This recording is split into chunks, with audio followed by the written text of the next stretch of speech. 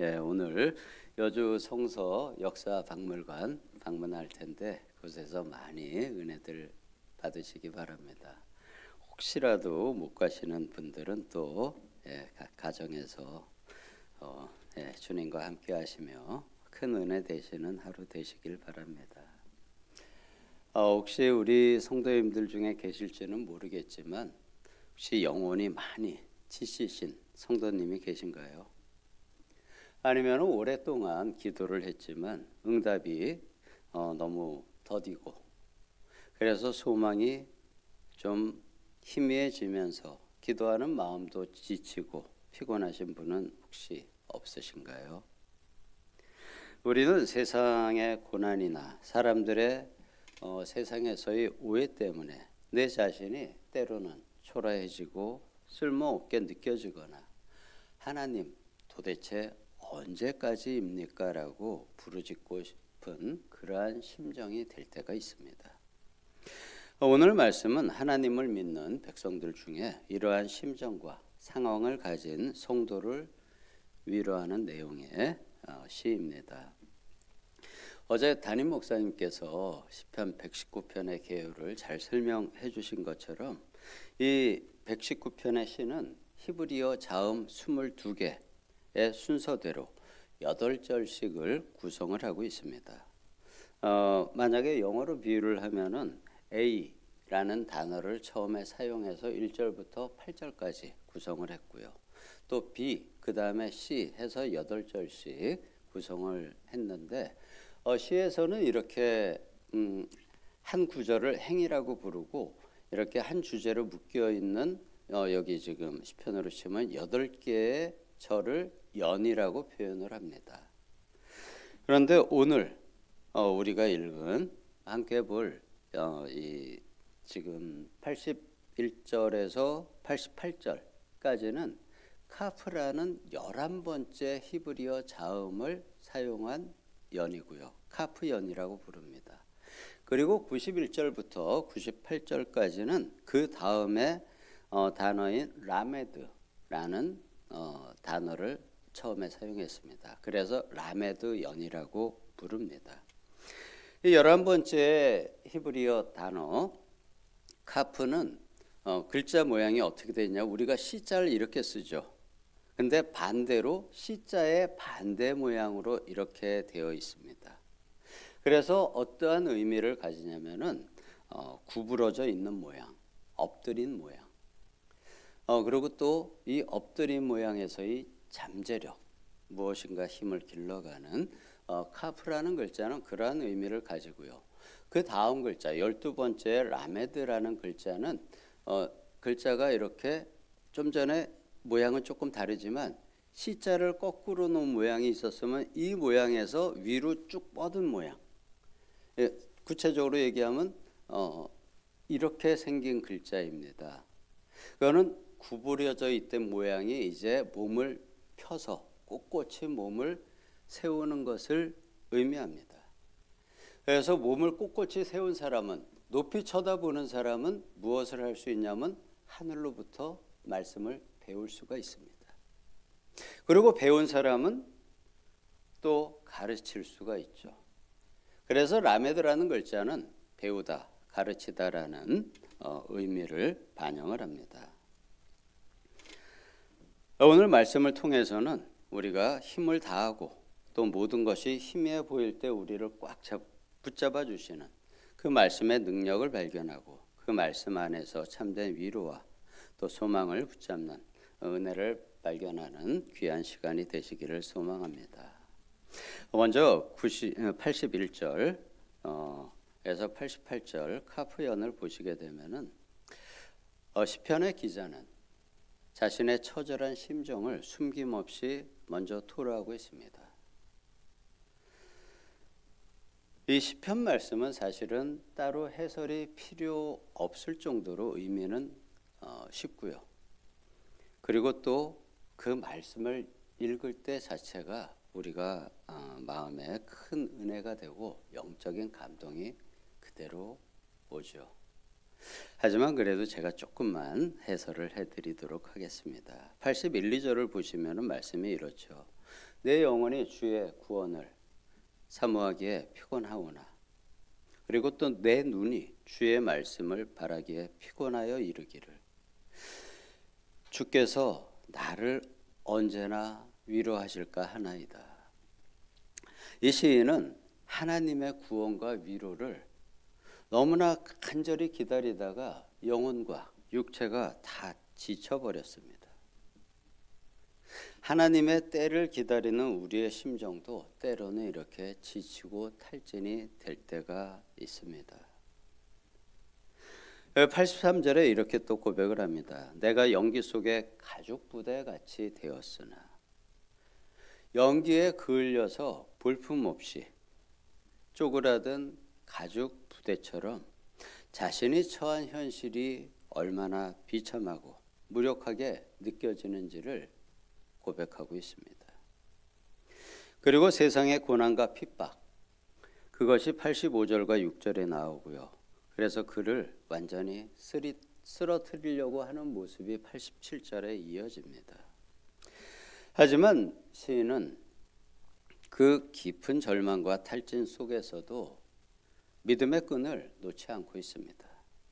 그래서 각 구절에는 어떤 고난의 상태와 하나님의 말씀을 붙잡는 모습이 이 19편에는 한 절에서도 서로 대비가 계속되고 있습니다.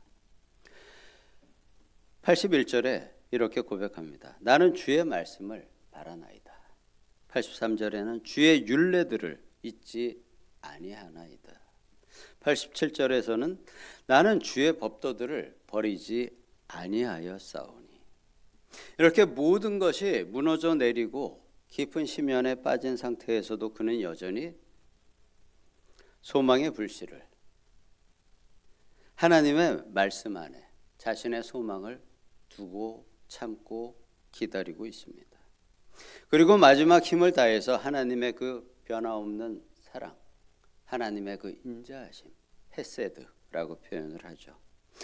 하나님의 그 사랑을 의지하고 생명을 간구하면서 구원을 기다리고 있습니다. 다시 주의 말씀을 지키겠다고 88절에서 기도를 합니다.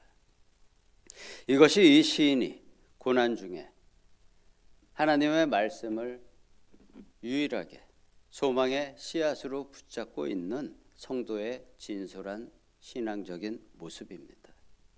우리 역시 때로는 지치고 의심이 들고 부르짖지만 그럼에도 불구하고 아주 작은 믿음의 불씨로 남아 하나님의 말씀을 붙들고 그분의 자비를 구하는 고난의 시간을 지나갈 때가 있습니다. 지금 이 시인의 모습이 그것을 표현하고 있는 것입니다.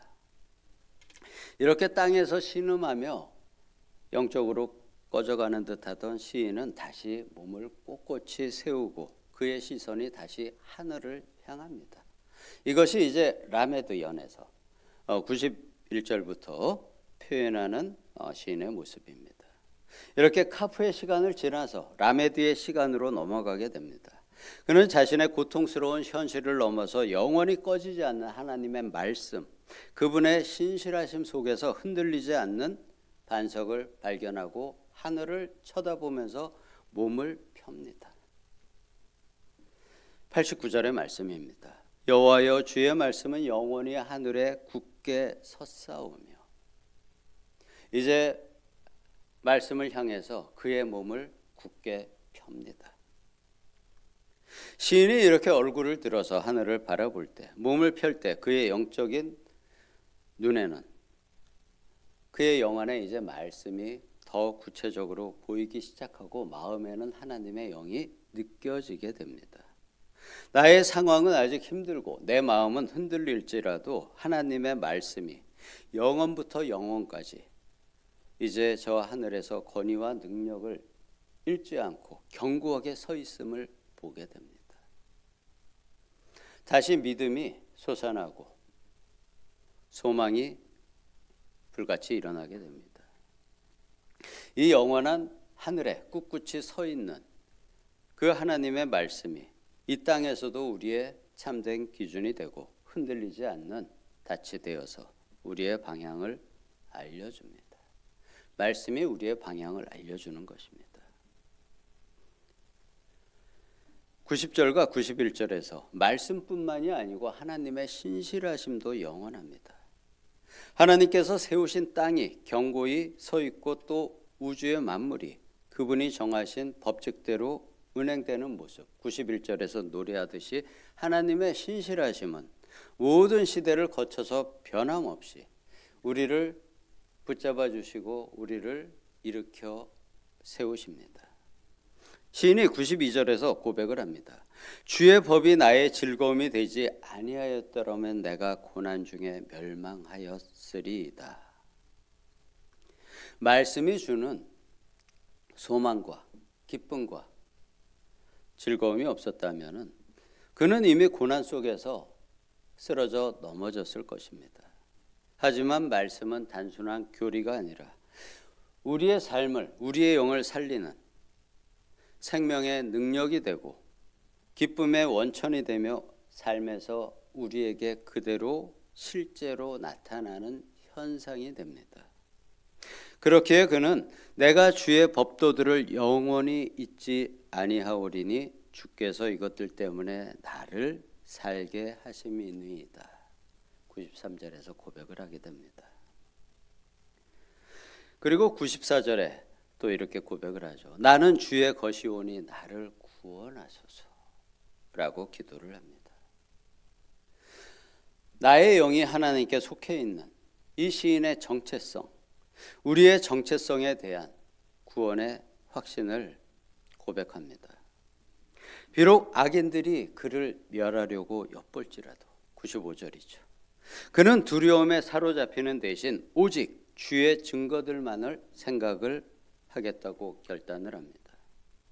우리의 마음은 이렇게 말씀 안에 내 마음이 거할 때, 말씀의 믿음의 반석 위에 서게 될 때 참된 안정과 평강을 누리게 됩니다. 그리고 모든 한계를 넘어서는 이제 말씀의 광대함을 96절에서 고백합니다. 내가 보니 모든 완전한 것도 다 끝이 있지만 세상의 모든 것은 끝이 있지만 주의 계명들은 하나님의 말씀은 심히 넓으니이다 라고 마지막 고백을 합니다.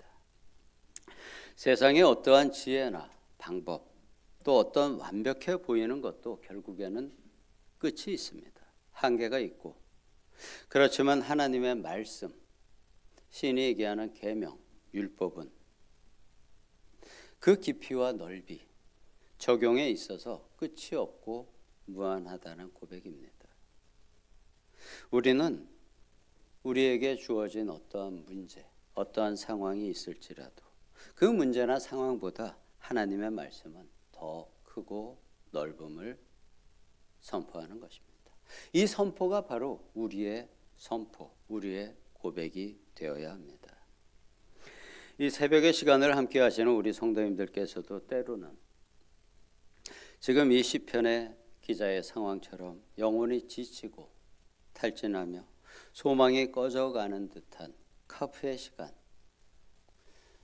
우리가 구부리고 엎드리는 시간이 지나갈 때가 있습니다. 그러나 하나님께서는 우리가 그 절망의 자리에 계속 머물러 있기를 원하지 않으십니다. 그 카프의 시간을 지나서 라메디의 시간으로 우리가 하나님의 말씀을 배우고 또 그것을 선포하며 가르치는 자리로 이끌어 가십니다. 우리가 그것으로 나아가야 합니다. 우리의 시선을 이 땅의 고통에서 머리를 들어서 몸을 펴고 하늘의 영원한 말씀으로 옮겨가야 합니다. 다윗이 사울에게 쫓겨다녔습니다. 그리고 마지막에는 블레셋에 거짓 항복을 하고서 블레셋 왕 밑에 복종하며 살고 있었습니다. 그 몸을 굽히고 사는 상황에서 이스라엘과 전쟁이 있을 때 그 마을을 떠났다가 다시 돌아왔는데 마을이 모두 불타고 자기와 부하들의 가족들까지 모두 포로로 잡혀갔습니다. 다윗이 인생에서 많은 고난을 겪었지만 이렇게 자기 그때 부하들이 자기를 죽이려고까지 했죠. 부하들이 그러한 생각까지 가졌던 최고의 위기의 순간이었습니다. 하지만 그 최대의 위기를 겪고 난 다시 그 적을 물리치고 가족과 빼앗긴 모든 재물들을 다시 찾아온 그 최고의 고난의 다음 스텝에 다윗은 유다의 왕으로 추대를 받습니다. 최고의 카프의 시간을 지나서 라메드의 시간이 찾아온 것입니다. 다윗이 지은 수많은 시편의 말씀들을 우리가 볼 수가 있습니다. 하나님의 마음으로 다윗이 올려드린 그 귀중한 말씀들이 바로 우리 생명의 동아줄이 됩니다. 왜냐하면 그는 그 시간을 다 지나고 나서 카프의 시간을 지나 라메드의 시간에서 마음으로 또 카프의 시간에도 내가 정말 힘든 시간에도 하나님의 말씀을 붙잡은 생명의 동아줄 같은 수많은 시편의 말씀들이 주옥같이 있습니다. 우리들 역시 하나님의 말씀이 지금까지 우리 성도님들과 저를 살리셨고 앞으로도 살리실 것입니다. 우리는 존귀한 하나님의 소유, 하나님의 백성이고 하나님의 자녀입니다. 우리가 붙들고 있는 그 하나님의 말씀은 세상의 어떠한 것과도 크고 넓습니다. 이 영원하고 광대한 그 말씀 안에서 세상을 이기는 능력을 공급받으시는 저와 우리 성도님들 되시기를 예수님의 이름으로 간절히 축복합니다.